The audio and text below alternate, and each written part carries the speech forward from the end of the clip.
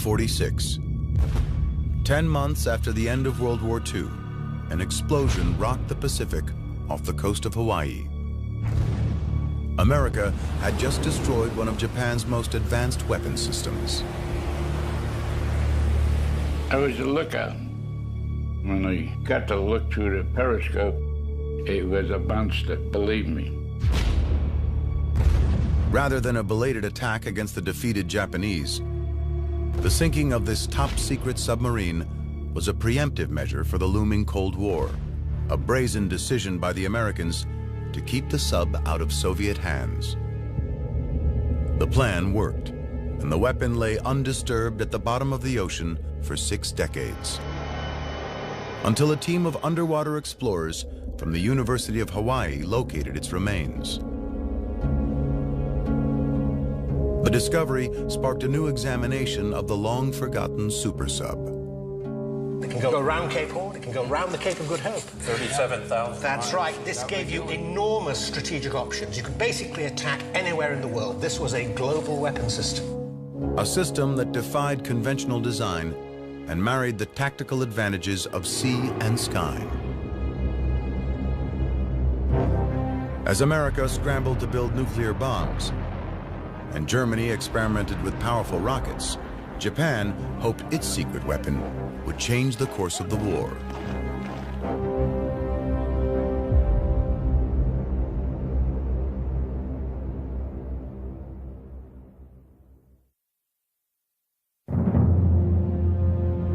(1941). 6 months before the attack on Pearl Harbor, the Japanese Imperial Navy dominated the Pacific. The Japanese strike in December 1941 because they see it as a window of opportunity. Japan temporarily has the most powerful navy in the Pacific. Let's cash that in. The Japanese plan was simple. Hit hard and knock the Americans off balance. They believed this would force an American retreat, leaving Japan as the sole superpower in the region. The architect of Japan's Pacific strategy was Harvard-educated Admiral Isoroku Yamamoto. Yamamoto had mixed feelings about the campaign. In terms of his own personal opinions, he was very much against a war with the United States, which he felt was essentially unwinnable. But at the same time, in his capacity as Commander-in-Chief of the Combined Fleet, he felt he had to come up with some kind of strategy to make a Japanese war on the United States a viable proposition. But nobody realizes more than he how wrong it can all go. That's quite right. And his gambler's instinct tells him that it will have to be very long odds. He wants some capability of, say, taking the war to American home waters, really shock the American populace by some bold gesture. His gesture, the bombing of Pearl Harbor. The attack sank 5 battleships, 3 destroyers, and several small ships. But the Japanese mistimed their mission, because on December 7th, all 3 American aircraft carriers were at sea and out of harm's way. Japan also miscalculated America's will to fight back. One day after Pearl Harbor, the U.S. declared war against Japan. The fight was on. Both nations scrambled for advantage. The U.S. cranked up its industry and relied on its manpower, aiming to overwhelm the Japanese with superior numbers. But for Japan, the challenge was different. Knowing he would soon be outmanned and outgunned, Admiral Yamamoto needed more surgical strikes. In the months following Pearl Harbor, he strategized about how to bring the war across the Pacific to America, 5,400 miles away. He looked to the success of the German U-boats, the deadly Nazi subs that were preying on ships in the Atlantic.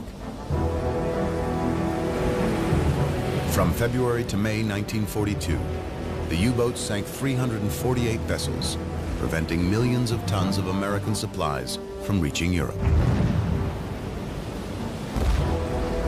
Several of the ships were torpedoed within sight of New York City and Boston.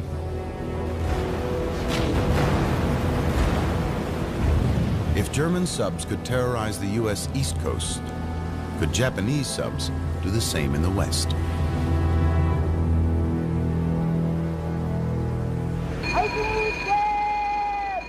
To find out, Yamamoto ordered a series of test missions. He sent a sub to fire shells at a refinery in California. It didn't cause much damage, but did trigger fears of a Japanese invasion.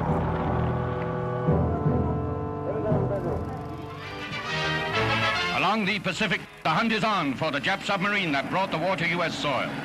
Lying offshore, the Marauder opened up against oil refineries near the beach at Santa Barbara, a piece of shell made in Tokyo. It did little harm, but it was the first fired in this war against our own shores. The following day, coastal artillery brigades fired at what they thought were enemy planes. The guns were shooting at shadows. No sightings were actually confirmed. But the panicked American reaction did signify to Yamamoto that his instincts were correct. If he could strike the Americans at home, he might make them think twice about an all-out war with Japan. To instill such fear, he would need more firepower than a few small subs could deliver. An aircraft carrier and fleet of bombers would be ideal. But with the U.S. on high alert, no carrier could sneak up on the West Coast. Yamamoto needed something unexpected. His solution, a superweapon that would unite the firepower of an aircraft carrier with the stealth of a submarine.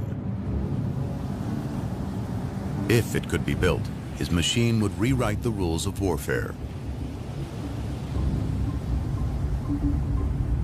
The concept of putting a plane on a sub wasn't new, but conventional submarines of the day were only capable of carrying one small plane for reconnaissance and targeting. Yamamoto wanted sub-launched airplanes that could be used as an offensive weapon, not just a scout.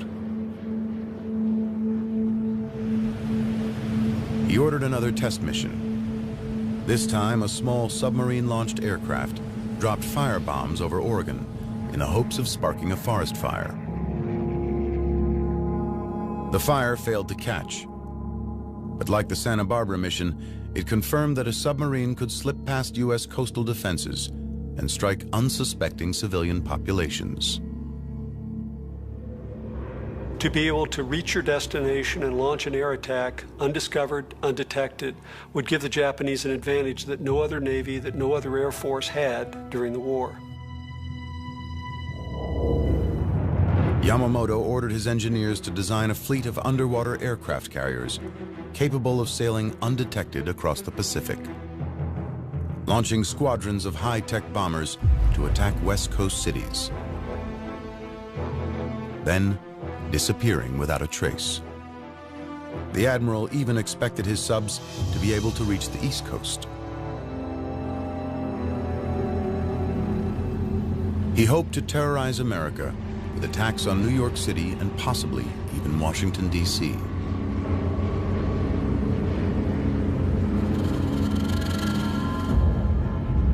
So you've got a whole potential here for attacks in the coastal area, where, of course, a large proportion of the American population is concentrated. That's right. Yeah. New York City, for example. Dense concentration of population. And if you're attacking with a few tens of aircraft, as in the original plans, you could perhaps go for important communications and indeed iconic targets. The admiral named the sub the I-400 and declared it top secret. But still to be determined was whether Japanese engineers could bring Yamamoto's ambitious vision to life. Their window for success was a small one. In America, the U.S. had accelerated its own work on a superweapon that could change the course of the war. The effort was codenamed the Manhattan Project. It was headed up by Robert Oppenheimer, a professor of physics at UC Berkeley.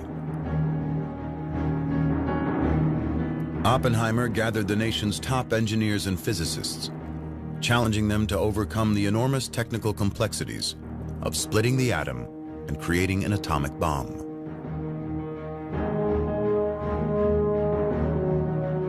The Americans worked at a furious pace, fearing that the Germans and Japanese were moving forward with nuclear bombs of their own.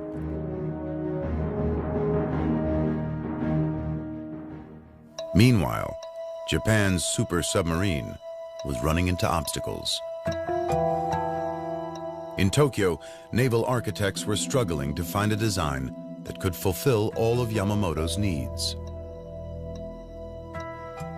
You're going to need a very large and impressive submarine indeed. You're going to have to go into new territory, in fact, as far as submarine design is concerned.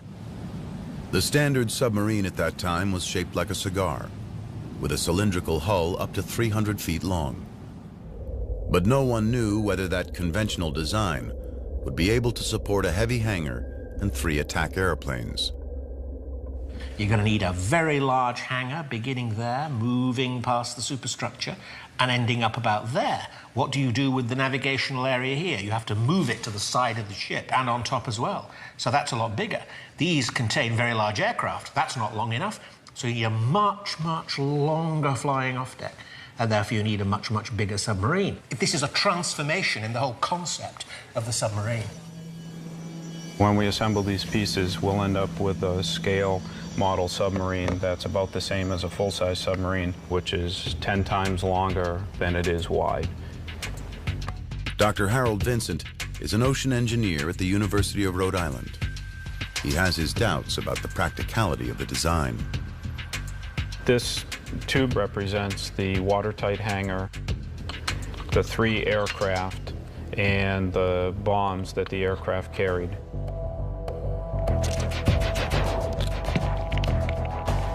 So we'll seal off the end of the hangar here. So let's see what happens when we put it in. Okay. Oh, geez. So that tilts right over with that on top. Capsizes right over and sinks. So therefore, they had to come up with some other method to be able to put a heavy hangar with all that aircraft up high out of the water. Adding the hangar to a conventional sub clearly wasn't the answer. The next seemingly obvious approach would have been to scale up the size of the central cylinder to lower the center of gravity. Well, a large single cylinder would be extremely heavy in weight, would have to have very thick walls in order to withstand sea pressure down to 300 or 330 feet. In order to hold this above the surface part of the submarine, totally stable, was simply impossible having this traditional submarine design. Tape up the other end, and then we can take these. The Japanese came up with an innovative alternative. So now we'll try this twin hull design.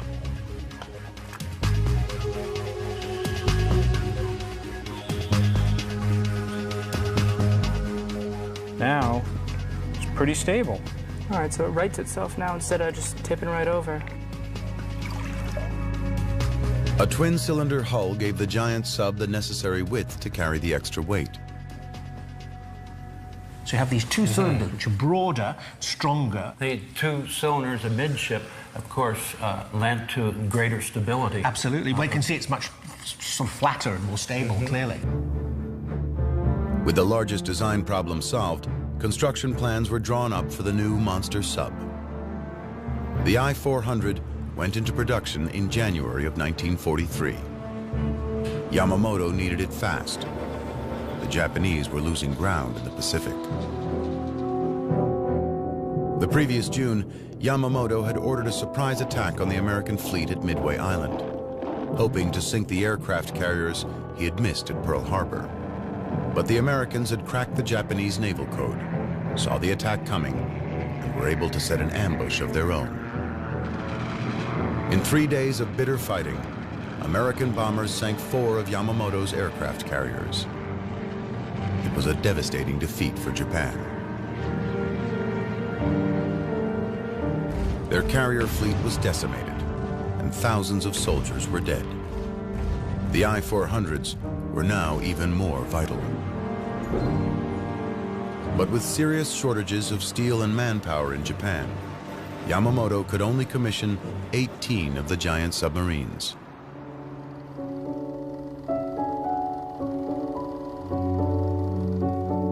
With work on the first I-400 underway, the Japanese Navy began development on the secret bomber that would be carried in the watertight hangar on the deck of the sub.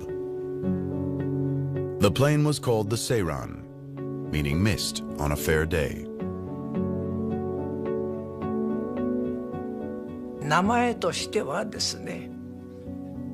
Like the name indicates, the plane would appear suddenly like a mist, carried by a submarine that would surface once it comes near a target,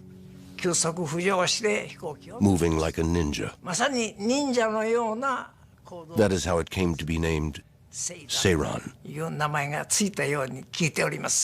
This is a very poetic name. Lieutenant Atsushi Asamura is the only living member of the elite Seiran squad. At an annual Shinto ceremony, he honors his lost comrades.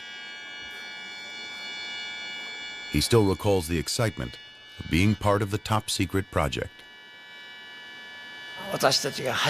We were very surprised when we saw the Seiran for the first time. I thought, is this really a plane that can be loaded onto a submarine?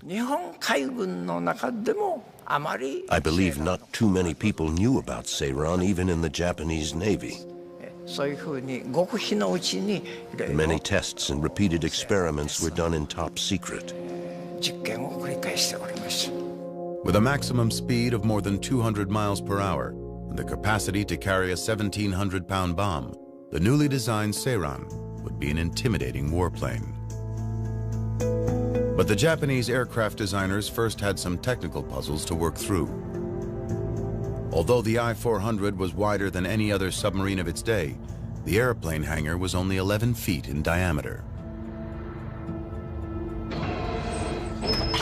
Here is the hangar on the I-400 into which this aircraft has to fit. And here we have a head-on view in the of same the scale, Seiran, the same scale. Oh dear. You know, the fuselage will fit in there, but gosh, you've got the wings, you've got the tail planes, and it doesn't fit. Exactly. To accommodate the tight quarters, the Japanese designed wings much like those on the Grumman Hellcat, the most potent aircraft carrier-based fighter in the U.S. arsenal. To minimize the Hellcat's profile for storage below decks, the wings rotated 90 degrees and folded back flat against the fuselage. The Seiran went even further.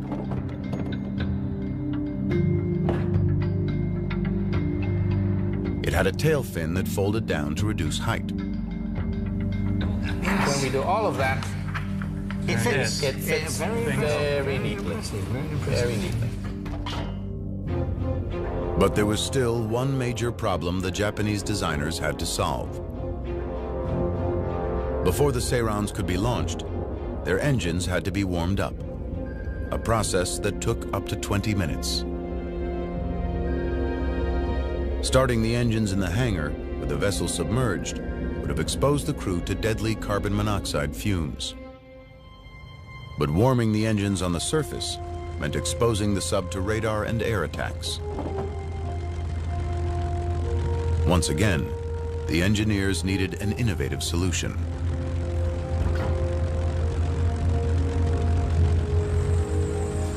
At a small airport in Connecticut, former Air Force gunner Craig McBurney knows all about the problems of warming an engine before takeoff. This is his pet project, a rare 28-cylinder Corsair engine.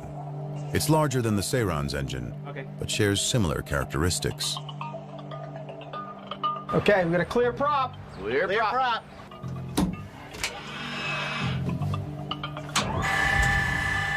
As with many World War II era aircraft, starting the engine cold is a haphazard and messy affair.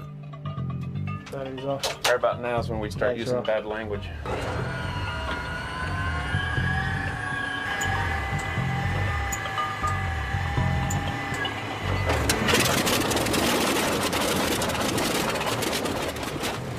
The problem is the viscosity of the cold engine oil. You can see how thick the oil is because it hasn't been heated up.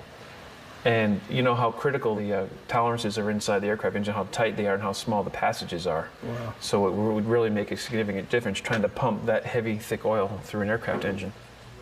Warming the oil makes a noticeable difference. We heat it up to about 60 or 70 degrees Celsius, which is 140, 160 degrees Fahrenheit. It's the same oil that's just been heated up with the preheater. And right through it. Almost. Wow, look at that. Like pouring water. What a difference. Yeah. And you can imagine how critical that would be to have the engine heat up that much faster, especially in a combat situation. Yeah. McBurney uses an external tank to preheat the oil. Inside this container, we have the main engine oil tank here for feeding the engine oil. And then we've also installed our own pre-oil tank with a heater on it. And with the preheater on it, we're able to raise the temperature quite a bit. We can get the temperature up to about 120 degrees. So we need to open this valve, and we'll go ahead and open the engine oil tank valve as well. The warm oil can be pumped directly into the cold engine. Clear prop! Okay, go ahead and engage the starter. The results are easy to see. Boy, I tell you, that's incredible. The temperature's almost already at the takeoff temperature. Amazing difference. Can you imagine in a combat situation? McBurney's warming method was the same one Japanese engineers turned to for the Seirans. It's actually borrowed from a German design.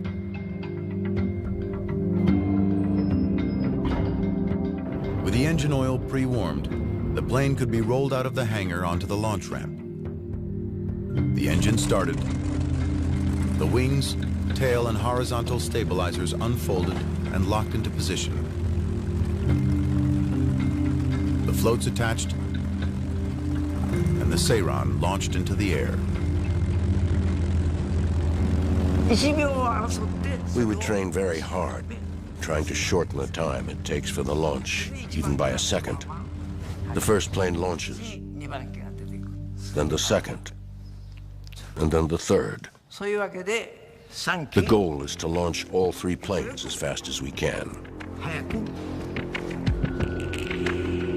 To get the Seirans back on board, the engineers designed a hydraulic crane to pluck the airplanes from the sea and hoist them onto the deck. With all the design problems solved, it looked as if the Japanese would be the first to get their superweapon into the war.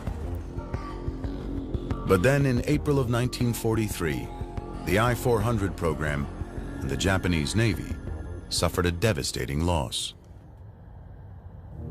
American code breakers discovered that Admiral Yamamoto was planning an inspection tour of the Solomon Islands.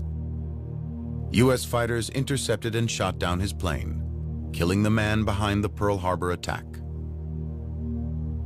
It was such a crushing blow to the Japanese Navy that it was a full month before they even announced Yamamoto's death to the Navy, much less the Japanese public. Without the backing of the powerful admiral, the I-400 program quickly slipped on Japan's priority list. Before any subs were completed, the order was slashed from 18 to 9. It would take another year and a half before the first of Yamamoto's I-400s made it out to sea. In December of 1944, the first I-400 was finally commissioned. A few months later, a second sub, the I-401, was ready to sail. The super sub carried 3 dive-bombing Seirans in a 65-foot-long hangar. An 85-foot ramp and steam-powered catapult launched the planes into action, even in rolling seas. The I-400 wasn't just the longest sub in the ocean at 400 feet. It was also the most heavily armed. On the aft deck sat a giant 140-millimeter gun, one of the largest ever mounted on a submarine. 4 anti-aircraft guns defended against aerial attacks. And the sub also boasted 8 torpedo tubes in the bow. The man appointed to lead the I-400 program was Tasunosuke Arizumi. Arizumi had been in charge of the midget submarine attack on Pearl Harbor. The I-400's crews were picked from the Navy's elite and were very well treated. The corridor was filled with cans of food and other food staples. You couldn't even see the floor. I was never unhappy with the food. For example, we even had expensive food like cow tongue and lots of fancy stuff. I remember it well. Morale among the crews was strong, but Japanese high command was not as jubilant. In the 3 years since the I-400 project began, the state of play in the Pacific had changed. America now dominated the region, and the original mission of the subs, to bomb U.S. cities and instill fear of a Japanese invasion, was outdated. They just didn't have enough firepower. With each sub carrying 3 planes and each plane carrying only 1 bomb per flight, they could do little real damage. By comparison, Nazi bombers dropped an average of 330 bombs per night for 57 nights during the London Blitz. And still, the British didn't surrender.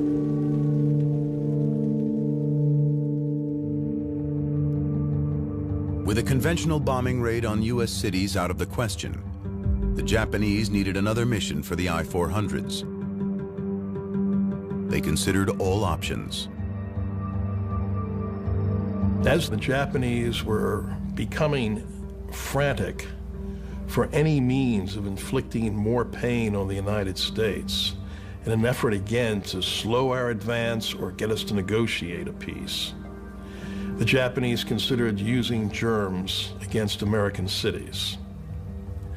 This was discussed, and the obvious means of delivering these would have been by submarine-launched aircraft, from the I-400s, from other submarines.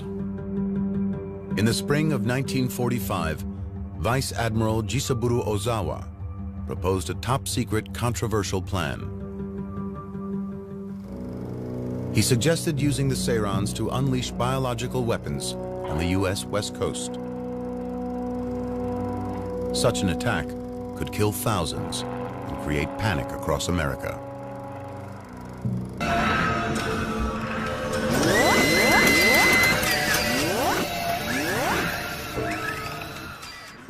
Japan's biological weapons program was not new. Under the command of a military doctor named Shiro Ishii, a secret team had been experimenting on the Chinese since the 1930s. Plague-infested fleas bred in their lab had been unleashed into Chinese villages. They'd infected prisoners with anthrax and cholera. And they had injected men and women with venereal diseases. As many as 200,000 Chinese died as a result of these horrific experiments. The Japanese army was doing a lot of work on this in Manchuria, in pretty awful circumstances, actually. And certainly the Japanese Navy seems to have been interested in the use of anthrax in bombs. And the most radical elements within the Army or the Navy would advocate such a I would say, insane plan. There was little doubt that biological weapons dropped on an American city could cause enormous casualties. And sow panic among the American population far more effectively than conventional bombs. But a month later, cooler heads prevailed. General Yoshijiro Umetsu of the Imperial Army canceled the operation and declared germ warfare against the United States would escalate to war against all humanity. With a biological attack off the table, the Japanese High Command found a new mission for the I-400s, an attack on a key strategic target. The Panama Canal was absolutely crucial to the transferring of Atlantic naval forces to the Pacific Ocean. So Which is why the Japanese wanted to attack it. Well, of course, and we understood that. Any logical military scenario would want to attack the Panama Canal. If Japan could take out the canal, it would bring ship traffic to a halt and force the Allies to use the much longer route around Cape Horn. Japanese military planners and intelligence experts worked together to map out the attack. The plan went something like this, that this flotilla of submarines, four submarines carrying 10 aircraft, would come, keeping a due distance, having come a long way across the Pacific. Yep, 8,000 miles or so, yeah. Until they come to their launch point off Ecuador. Roughly about there. And then they surface and they launch their planes, 6 aircraft, as quickly as they can.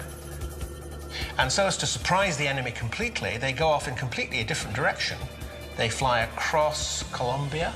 All 3 of them. Then they turn sharply over here. Yeah. And then suddenly, and they perhaps dive to low level, they come down here towards the canal and hit it on its northern end in the locks here.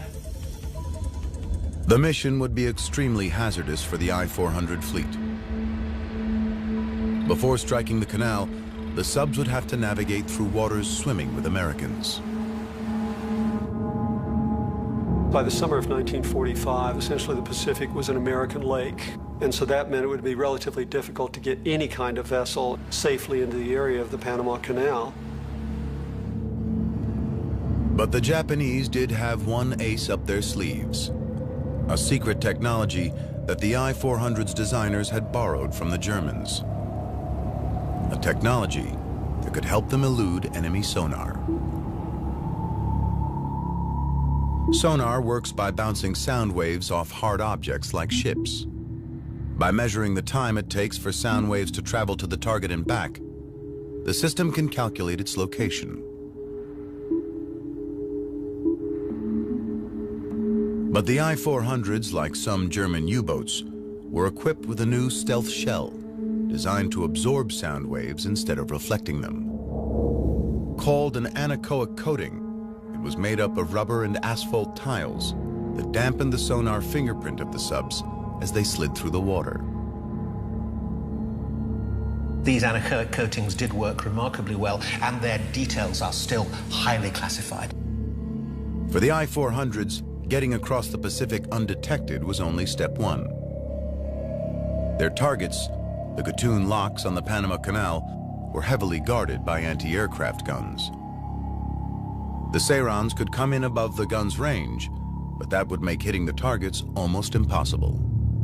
Those locks, the walls, were incredible structures of reinforced concrete that at the base were 50 to 60 feet thick. At the top, maybe 8, 10, 12 feet thick. The gates themselves, maybe 90 feet wide. They were 6, 7, 8 feet of steel thick. But from 13,000 feet, they would have looked like just a hair from that kind of altitude. The challenge of high-altitude bombing is easy to see. When a B-29 outfitted with a World War II-era bomb sight drops a half-dozen water bombs on a stationary target in the California desert. Not a single bomb hits home. The closest lands more than 500 feet away.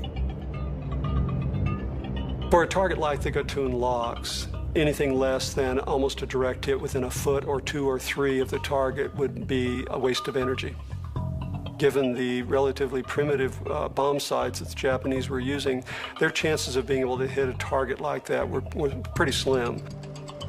And with only 6 planes carrying 1 bomb each, the Japanese knew there was no room for error.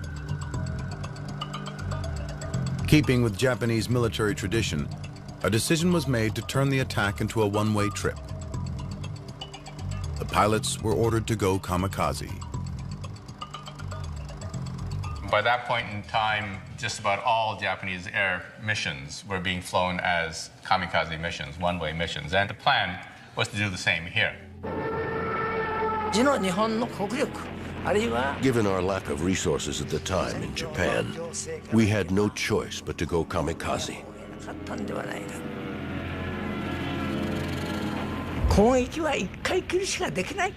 I know it is controversial. Some people are against it. But I think we had no choice at the time. We knew we probably couldn't hit the target even with multiple bombs. So going kamikaze was our only chance.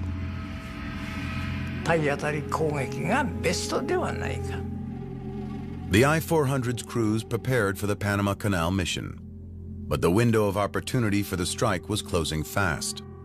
By the spring of 1945, America was already deciding on potential targets for the atomic bomb. Then the war arrived on Japanese soil, when Allied forces invaded the island of Okinawa.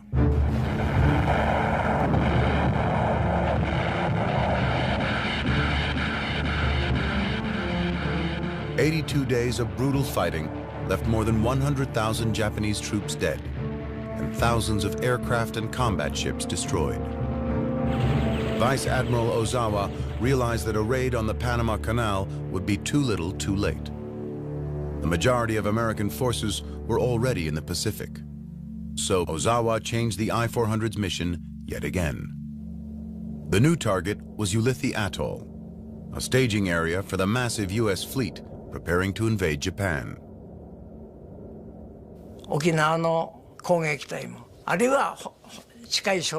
Ulithi was the likely base for the units that attacked Okinawa, and perhaps also those that were to be sent for the final confrontation on the mainland. Supplies were probably sent from there as well. In the photo, I saw several U.S. aircraft carriers. Headquarters ordered us to attack as many of them as possible. 3.5 years after the I-400s were conceived, the two giant subs were finally ready to engage. They traveled separately, with orders to rendezvous off Ulithi, where they would be joined by two smaller subs. Once they reached their target, 6 Seirans would be launched in a kamikaze attack. To deepen the surprise, Commander Arizumi ordered the crew to disguise the bombers with U.S. markings, a clear violation of international law. Pilots themselves objected to having the planes painted in American colors. They felt it was dishonorable. And they were ready to die. They knew they weren't coming back. What they didn't know was that their mission was once again short on time. 4 days before the I-400 set sail, America had successfully exploded the world's first atomic bomb. A second bomb was already on its way to Japan. To make matters worse, Arizumi's mission was plagued by problems. On the way to Ulithi, one of the smaller subs was spotted and sunk by a U.S. warship. All 140 crewmen perished. Then, in an effort to avoid enemy ships, Arizumi decided to change his route and the agreed-upon meeting point. But the message never got through to the other ships, and they missed the rendezvous.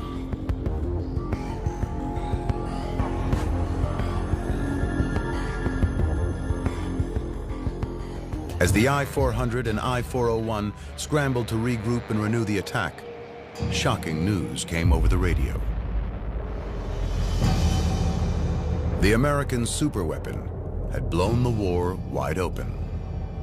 On August 6, 1945, an American atom bomb annihilated the city of Hiroshima, killing as many as 80,000 people. On August 9th, a second bomb decimated Nagasaki. 40,000 died, and the city lay in ruins. 6 days later, Japan surrendered to the United States.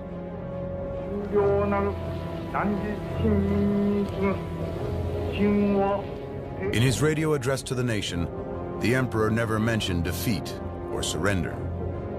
Instead, he told his people, "We have to endure the unendurable and suffer the insufferable." The next day, on the 16th, we received a telegram ordering us to cease fire. Receiving this unthinkable telegram, we gradually grasped the reality. From then on, the real drama began on board. There was no concept of surrender and remaining alive in the Japanese Imperial Navy at the time. The captains of the two I-400s reversed course and raced back toward Japan. Neither wanted to give up his prize ship nor suffer the humiliation of being captured in enemy waters. Worried about retribution, Arizumi ordered the crews of the two subs to dump their U.S.-marked Seirans into the ocean. They did so, destroying the evidence just in time. On August 28th, two U.S. destroyers discovered the I-400. The captain surrendered peacefully.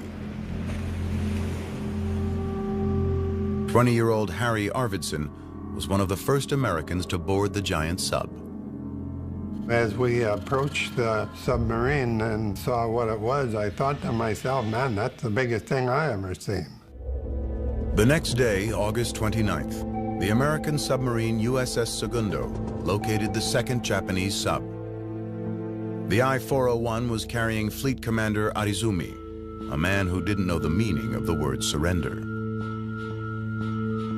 Carlo Carlucci was a quartermaster on the American sub.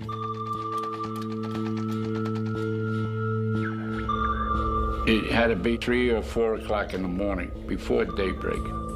That was when they picked it up on the radar. They didn't know what it was until they got fairly close.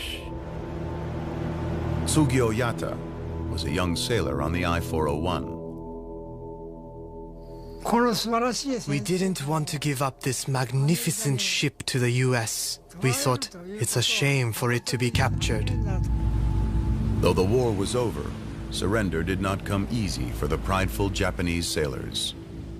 Things were hot and cold. You never know, yes or no, were they going to shoot, not shoot.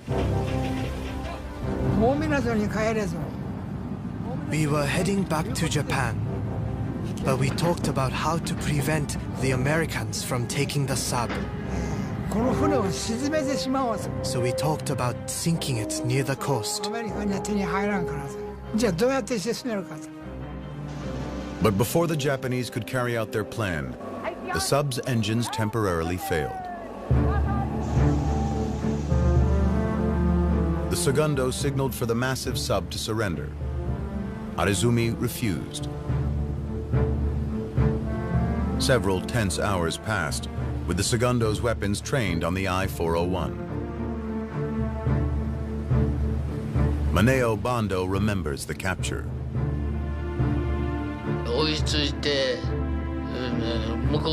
They pointed their cannons at us and ordered us to have one officer sent to their ship. We thought, what do you mean, send someone? You send someone to come get us.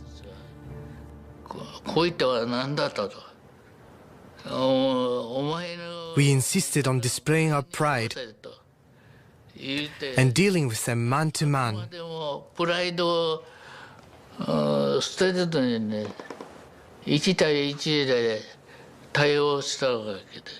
Because Bando spoke some English, he was picked to negotiate with the Americans. You force us to surrender. I said, if you force us to surrender, we will commit suicide. They said to me, harakiri, no good. They understood the term harakiri. Tokyo ordered the I-401 to surrender to the Segundo. Eventually, Commander Arizumi bowed to the inevitable. He had the black flag, the international naval signal of surrender, raised on his sub. For the proud commander, the humiliation was too much to bear. I went to get a cup of coffee and had just sat down. I heard a loud bang. That was the suicide. The captain and I rushed inside, and we saw he'd taken his own life. I heard the captain say, he finally did it. Nearly 200 Japanese servicemen were taken prisoner that day. Sailors, pilots, and support crew.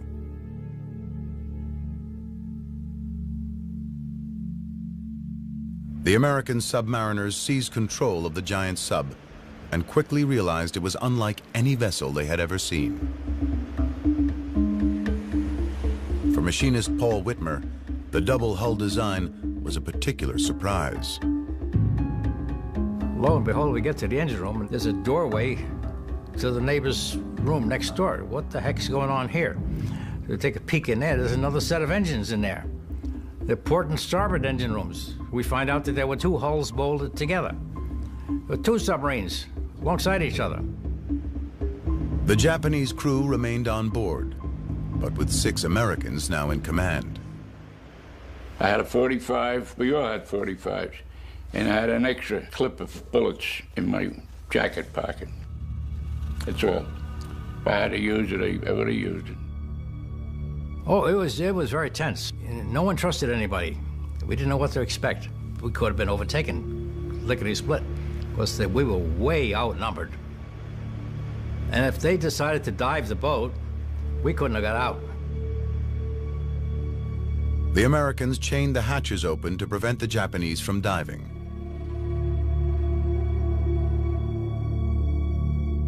But as time passed, tensions slowly eased between the former enemies. They now had a common goal: to get the subs safely back to Tokyo. In the engine room, we had to learn how to communicate with the Japanese. You know, they had to teach us, and we had to teach them. We needed to know some of the words to describe an engine. Basic, elementary, grade school type communication. And trying to strike up a rapport and learning their symbols and their words for what's the name of this, what's the name of that. Both subs made it back to Tokyo, where the prisoners were released. For the Americans, the next step was to bring the unusual ships home for further study.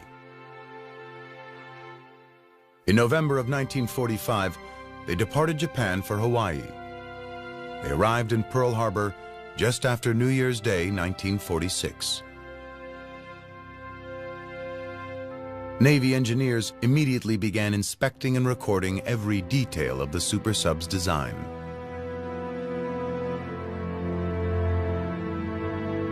But by the spring of 1946, a new post-war reality had taken hold, and the I-400s were once again shrouded in secrecy. This time, it was the United States hiding them from the Soviet Union. Large aircraft-carrying submarines intended for strategic attack on their enemies are exactly the things you don't want the Russians to have. And this is now the Cold War. That's right. Beginning, yes. The beginning of the Cold War. Take her down before we're spotted. Worried that the Russians would demand to inspect the subs, the U.S. Navy made a hasty decision.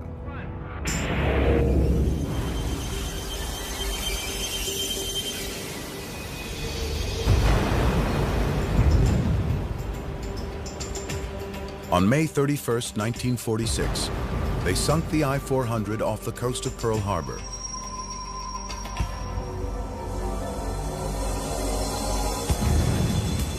Two days later, the I-401 joined it at the bottom of the sea.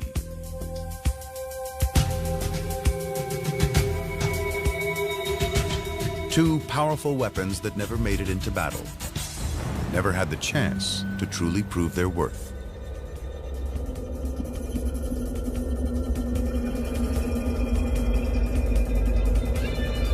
If the question is, would the I-400 operation decisively change the course of the Second World War?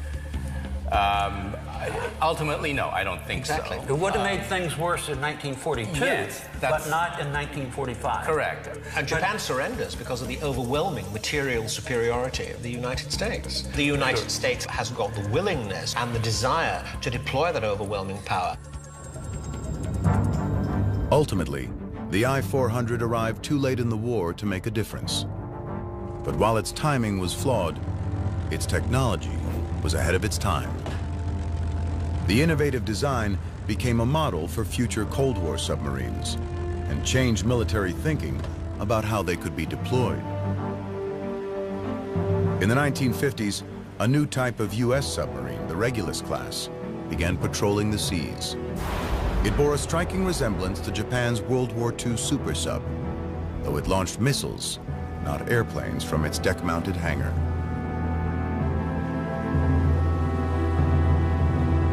I don't believe anyone previously had looked at submarines as a means of attacking an enemy's cities.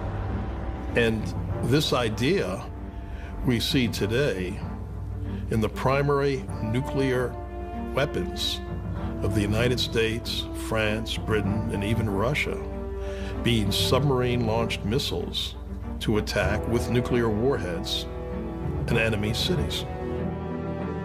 Though we hope that their lethal force is never needed, each one of these powerful, stealthy submarines is a living testament to one of the greatest weapons that never did battle.